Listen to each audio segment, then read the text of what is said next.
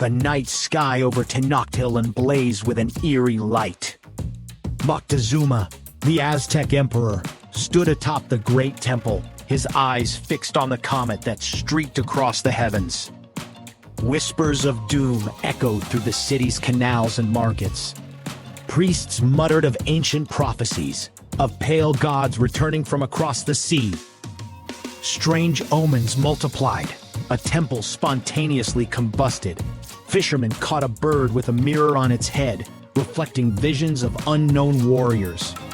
Moctezuma's sister, Princess Papansin, awoke from a death-like trance, babbling of great ships with wings like birds, carrying bearded men who would topple their world. The emperor's heart grew heavy. He sensed the threads of fate tightening around his empire, an inexorable darkness creeping towards the heart of the Aztec world. Dawn broke over the coast, painting the sky in shades of blood and gold. A fisherman squinted at the horizon, his weathered hands frozen on his nets. There, emerging from the mist, loomed great floating mountains with billowing white clouds above them. Word spread like wildfire. Spanish galleons, 11 in total, anchored off the shore. Strange men with skin pale as death and hair the color of corn silk disembarked. Their leader, Hernando Cortés, stood tall, his dark eyes gleaming with ambition. The natives watched, hearts pounding, as these otherworldly beings strode onto their lands. Metal-clad warriors, priests clutching crosses, and beasts never-before-seen horses accompanied them. An era was ending. A new, uncertain age was dawning on Mexican shores. Cortés stood on the beach, his armor glinting in the tropical sun. Before him, a delegation of Aztec emissaries approached, their feathered headdresses swaying in the breeze. The air crackled with tension and possibility. Tentatively, gifts were exchanged. Gold for glass beads, Quetzal feathers for iron bells. The Spaniards' eyes glittered at the sight of Aztec wealth, their greed barely concealed. Through fumbling gestures and the halting translations of Malinche, a native woman who had become Cortés' interpreter and consort, first words were exchanged. The emissaries spoke of a great emperor, of a city of gold and power. Cortés listened, his mind racing with visions of conquest. Two worlds collided, setting in motion a chain of events that would reshape the continent forever. In his opulent palace, Moctezuma received news of the pale strangers. His advisors argued fiercely were these men gods returned, as prophesied, or a threat to be crushed. The emperor's eyes were distant, his voice barely a whisper. Perhaps it is Quetzalcoatl, come to reclaim his throne. Moctezuma dispatched more emissaries, bearing lavish gifts, golden discs as large as cartwheels, elaborate featherwork, and precious stones. Each treasure sent was a silent plea: stay away, be appeased, leave us in peace. But with each gift, Cortés's determination grew. The Spaniard's hunger for gold was insatiable, his ambition boundless. As the messengers departed, Moctezuma felt the weight of impending doom settle upon his shoulders.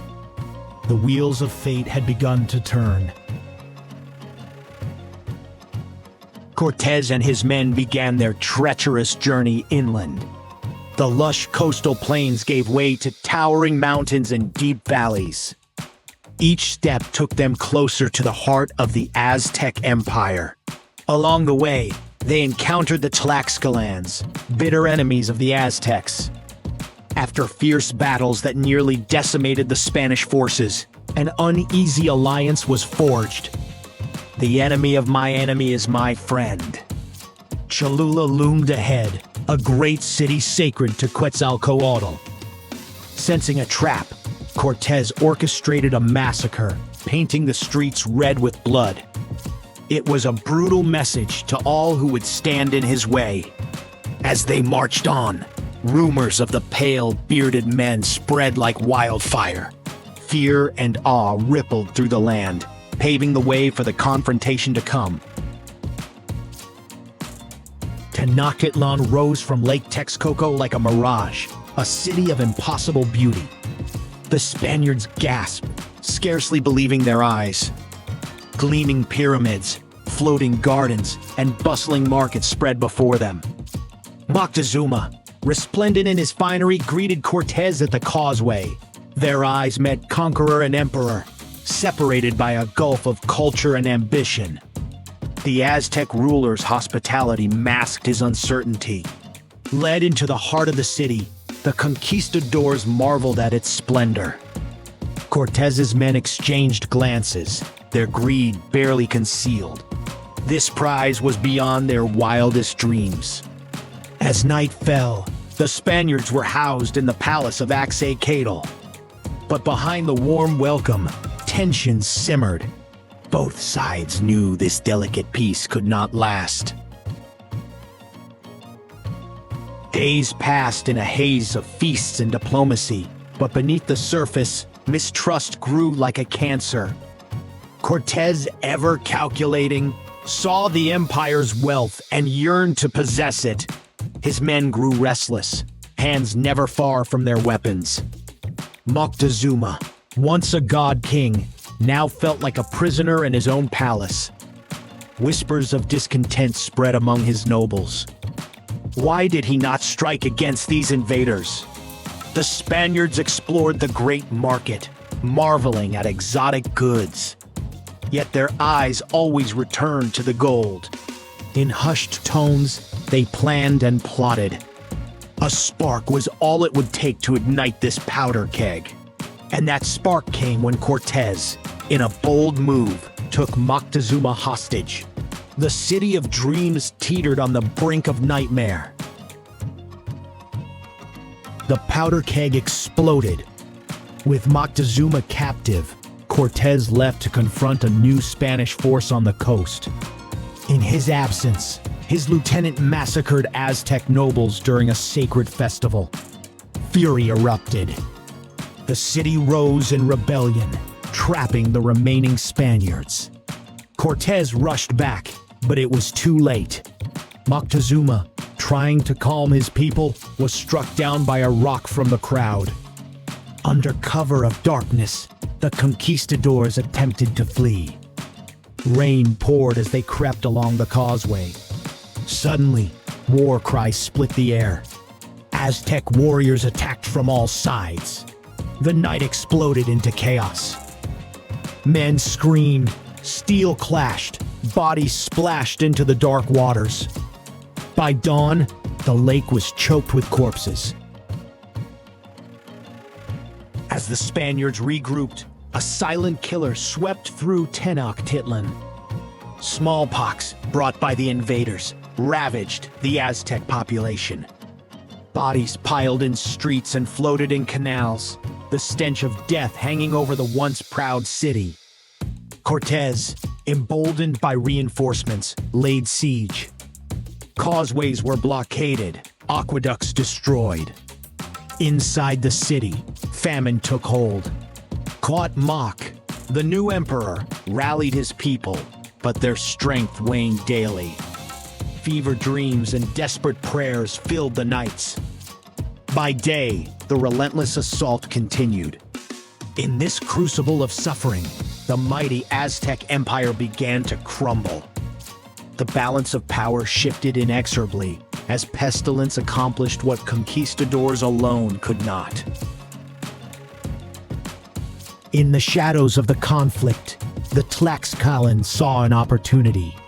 Long oppressed by the Aztecs, they threw their lot in with the Spaniards. Thousands of warriors joined Cortés's ranks, tipping the scales of war. Xicotencatl the Younger, a fierce Tlaxcalan leader, guided the combined forces through mountain passes and hidden trails. His knowledge proved invaluable, but doubt gnawed at his heart. Had they traded one tyrant for another? The alliance was uneasy, built on mutual hatred of the Aztecs rather than trust. Cortés played a dangerous game, balancing promises of freedom with his own ambitions. As the noose tightened around Tenochtitlan, the Tlaxcalans fought with a vengeance born of generations of resentment. Their war cries echoed across Lake Texcoco, heralding the coming storm. Cortés's forces, bolstered by native allies, launched their final assault on the weakened city. Cuauhtémoc led a desperate defense, but the once mighty Aztec warriors were shadows of their former selves. Street by street, the invaders advanced. The air filled with screams, clash of steel, and the acrid smell of smoke. Temples were toppled, palaces burned. The grand avenues ran red with blood. In a last stand, Cuauhtémoc and his remaining nobles attempted to flee by canoe. But Spanish brigantines, controlling the lake, quickly captured them. The emperor's capture marked the death knell of the Aztec Empire. As the sun set on August 13, 1520, Tenochtitlan, the magnificent city of the Aztecs, fell silent. A new era had begun. In the smoldering ruins of Tenochtitlan, Cortés proclaimed the birth of New Spain. The once great Aztec capital would be rebuilt as Mexico City, seat of Spanish power in the Americas. Cuauhtémoc, the last Aztec emperor, was tortured for gold that no longer existed. His people, decimated by disease and war, faced a future of servitude. The gods they had worshipped for centuries were cast down, replaced by the cross. Yet, the conquest was not a simple tale of victors and vanquished. Cultures began to meld, sometimes violently, sometimes peacefully. A new people emerged from the ashes of the old world. As the dust settled, both conquerors and conquered gazed upon a changed landscape. The reverberations of this clash of civilizations would echo through centuries,